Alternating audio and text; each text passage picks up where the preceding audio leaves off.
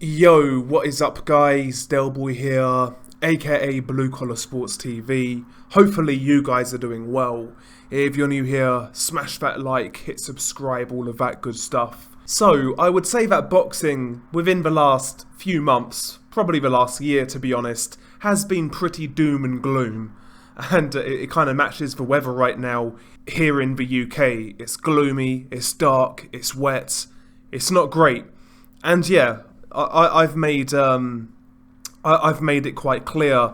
I've not really been feeling boxing like that in the last few months. Even with certain fights that have happened, they've left a bad taste in my mouth on many occasions. And yeah, the fights that we do want to see aren't happening as frequently as they should do. So for me, there's not really been much to get excited about within the last few months. However, February has caught my eye. A bit more of a positive video today. Oh, Delboy, you're so negative, you're so toxic. By the way, I wasn't referring to myself in the third person there. I'm not that much of a cunt. But yeah, February, there's a couple of fights in which I really like. Two fights, in my opinion, which could be ultra-violent. And we shall start on the 18th of February, and the fight goes down at the Nottingham Arena in the UK, takes place on DAZN, a featherweight title fight. Leigh Wood will be defending his WBA featherweight title, which he has recently been upgraded to after Santa Cruz vacated, I believe. So Leigh Wood is the real world champion now, and he is going to be defending against aggressive Mexican power puncher Mauricio Lara. Now, this is a fight I've been calling for quite some time. Stylistically, this one is going to be a barn burner. Leigh Wood, for my money, I would describe Leigh Wood as a vulnerable boxer puncher. Leigh Wood, I've seen Leigh Wood for many years now, best part of 10 years. And he's really he was sticking around domestic level for a long time in the UK. He was a good British level fighter, nothing more, nothing less, though in the last 2 to 3 years under Ben Davison, he's improved a lot. He's got some good results, knocked out Michael Conlon, knocked out Can Xu, both fights in which he was the underdog in. He's showing good power, and he's been involved in some really exciting fights. He's definitely got a lot better. And yeah, primarily, his style is that of a boxer-puncher. He's got a good jab, a good straight right hand. He can time you coming in. He's that sort of guy. Whereas Mauricio Lara is a risk-taking pressure fighter who loads up with every single punch. He will square himself up. He'll swing for the fences to try and take your head off. And he maintains a really good work rate. As we know, Mauricio Lara pulled off a massive upset in 2021, early 2021, when he came over and knocked out Josh Warrington.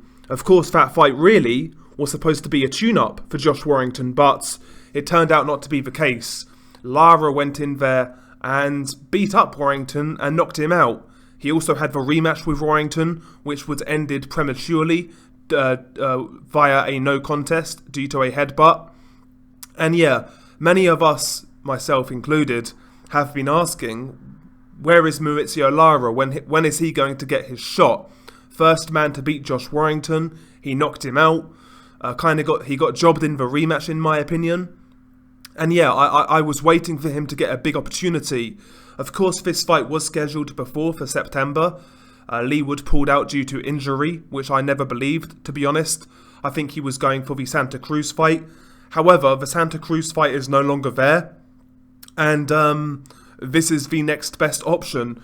And I think when you match both of these guys together, it's going to be a barn burner. I'm convinced somebody's getting knocked out here. I would be shocked if this fight went the distance. Both guys have defensive holes.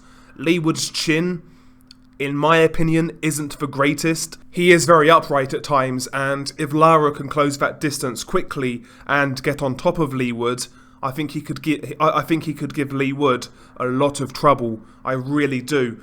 But on the flip side, Lara takes so many risks. He'll lead with no defense. He'll lead with hooks. He'll really kind of load up and swing for the fences. He's going to leave openings for counters, especially the straight counters, the straight right hand of Leigh Wood. He's open for that shot. There's no doubt about it. So I see this fight as a competitive matchup. I can see either guy getting knocked out, but I believe if these guys fought 10 times, I think Lara would beat Leigh Wood more than Leigh Wood beats Lara. So with that being said, right now I do favour Mauricio Lara to win this fight and win this fight by stoppage. I've got a feeling that Mauricio Lara can take a bit more punishment. I think he may be a bit more durable, and I think that may matter quite a lot in this fight. I really do. But regardless, it's a great fight. It's a really good fight. Really good title defense for Leigh Wood. First real title defense, because when he fought Conlon, he was the regular champion. Now he's the full champion. So this is a very tough title defense. It really is. And yeah, I make Mauricio Lara a favourite. Plus, we know he can travel. You know, he's come to the UK and pulled off the upset. He can travel fine. So yeah, I'd make Lara a favourite, but regardless, it's a really good fight. Credit to both men. I think this one's going to be a war. Now. On the 25th of February, the week after, we have a really good fight on Showtime in the USA. This is a PBC card. And I'm not sure whether this fight is the main event or not, but regardless, this is going to be my go-to fight that weekend. Subriel Matias versus Jerimias Ponce for the vacant IBF super lightweight title. Now, I've seen a fair bit of Subriel Matias. He reminds me a little bit of Margarito in the sense of he just keeps coming. He's a big guy for the weight, puts his shots together, great punch output. You know, he comes to basically run you over. He'll try and walk through what you have, and he'll try and run you over. Beat you with sheer attrition, strength, good power, good variety on it with his shots, you know, body and head, uppercuts, etc. He's that sort of guy who just swarms you, and even if you beat a guy like Matias, you will know that you've been in a fight. You know, he's that sort of guy. Of course, Matias is most known for the Maxim Dadashev fight when Dadashev tragically passed away after that fight. But Dadashev was unbeaten, and that was a good win. As was the Malik Hawkins win. Malik Hawkins was also unbeaten. Jun Kumbayev was unbeaten. So he's beaten some fellow prospects in the weight class, and he's got a record of 18-1.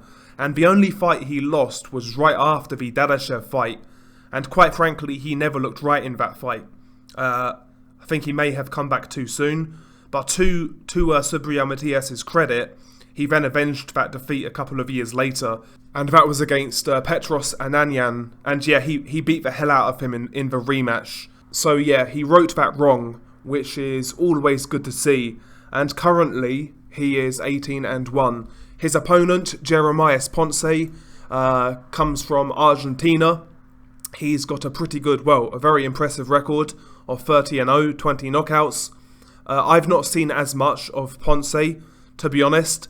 His most notable win so far in his career was coming to the UK and dispatching of Lewis Ritson. He stopped Lewis Ritson in that fight, and what I recall from that fight, he basically just overwhelmed Ritson, especially going to that body. He's a similar sort of fighter to Matias in terms of his front foot. He throws a lot of punches. He's physically robust. He seems durable. Lewis Ritson never really got his respect in that fight. And yeah, you put these two guys together, and it's going to be extremely, extremely entertaining and extremely violent.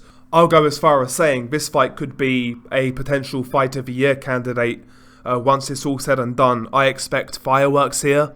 I expect a back and forth fight. Just by virtue that I've seen more of Matias, I would make him favourite. I do think he's heavier handed. He's fought better competition. But, Ponce is going to go in there with a lot of confidence. And yeah, this is a great fight. it's a shame really, because this fight, it's not going to get the recognition it deserves. And even if this fight, let's say it does turn out to be a Fight of the Year contender, it probably wouldn't be awarded that honour because, you know, these guys are still unknown. So, yeah, this one's going to go under the radar, but if you're around on the 25th of February, you have nothing better to do, you have to watch this fight. You have to watch this fight. And yeah, it's a good vacant title fight. Sometimes when it comes to vacant titles, we get trash bag mismatches where one guy's touted and the other guy's not, and it's basically an easy title for one guy, but that's not the case here. This is a really good fight. Again, it's very competitive. Would I be shocked if Ponce won? No, but I am picking Subriel Matias to win this fight. And I will say this as well, I've said it before, if you followed this channel you would know Subriel Matias is one of my favourite fighters to watch in boxing right now. My only issue with Matias is that he just doesn't fight enough, you know? But, you know, we can say that with a lot of fighters these days, basically 95% of fighters, so that is what it is. But yeah, February, a couple of really good fights I'm looking forward to. You know, it feels good to be positive once in a while, how about that? But yeah, check these fights out. I think if you're looking for entertainment and more than likely real fights, then check these out. I think these ones will actually deliver. But yeah, share your thoughts below. What do you make of these fights? Peace.